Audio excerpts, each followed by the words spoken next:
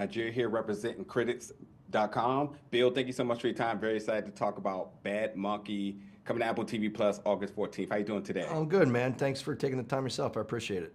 I definitely want to start off by saying congratulations on this one. You have another hit series. What Oh, dude, is that's too nice. Absolutely, and I did get the chance to watch it also. Obviously, we're not going to talk no spoilers here, but I do want to ask you, like, what is the relationship with Apple for them to allow you and to support you and continue to trust you to continue to bring these series to our television That's a screens? good question. If you come out here, and I'm sure you get a taste of this, man, that you grow up as a kid and you go, oh, I'm going to Hollywood because I'm not from out here.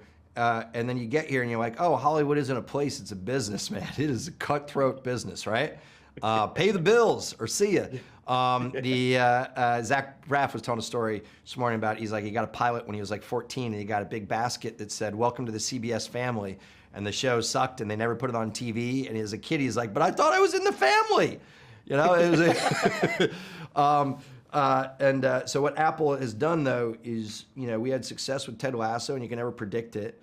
And they didn't make it their success. They made it kind of our partnership and shared success. And they were the only ones that bought that show. And man, it's cool to have partners like that that are so supportive. And for this one, I called them up, said, I want to try to do something, a passion project, my favorite author, and they backed me. And that's not generally how it works out here.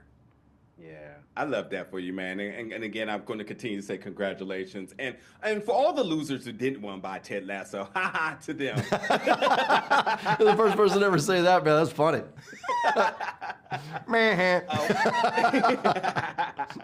What can we say about Vince, man? He just continues to flourish and grow in every road that he takes. And in this one, while we know what we can expect sometimes with Vince, we do get a lot with this character, Yancey. And there's so many ridiculous yet funny moments. But one thing that really sneakily hides in there is the ZZ Top LaGrange ringtone. How. Yep. What was the thought behind the selection here with this one? Look, man, we were psychotic about music on this thing. Because it's a Southern show. It takes place in Florida. Tom Petty's from Florida. Not a lot of people know that every Cougar Town episode was named after a Tom Petty song. So all the needle drops are Petty covers by cool current bands. As far as Vince's ringtone, we stole that from somebody in the production whose phone drove us crazy, but it felt like that kind of Southern flavor, ridiculous old school song. We all have that one friend that has the ringtone. The first time you hear it, you're like, oh, that's cool. And then time number 2 to time 1,000, it drives you crazy. And then from 1,000 on, then you're like, oh man, it's that ringtone, I love it, And so that was why we put it in, dude. We stole it from someone on the crew. It's so funny because some people get fired for like having their phones go off at inappropriate moments. You say, you know what? I'm gonna use this. Yeah, here. dude, I'm gonna use that. I'm gonna have it be obnoxious and in your face. Last question I want to get in there really quickly is with Andrew's arc here. It is really instilled with trust. Like you can even say the same with Rosa as well too. Can you talk about the theme of trust and why that was so important to embed it with everything that's happening here? Yeah, well, look, I think one of the cool things about Carl.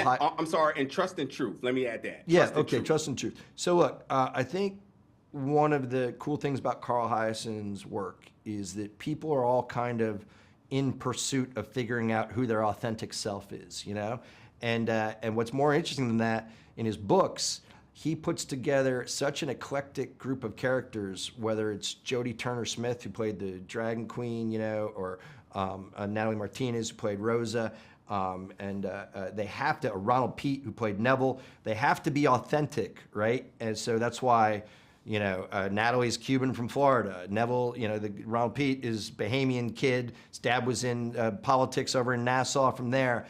And to see those kind of really authentic characters bouncing off of each other and what that means and still trying to find ways to trust each other and find their way, it's the core of what sucked me into this guy's books, man.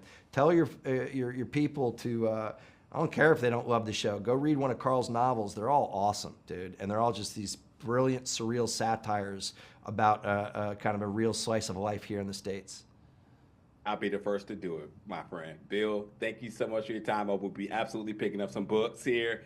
And Bad Monkey comes to Apple TV Plus August 14th. It's been a complete honor today. Hey, thank you so much. Your questions were awesome, man. You know, you get in a grind here and rolling through stuff, and when somebody comes at it with a real specific voice and perspective, it's really cool. I appreciate it.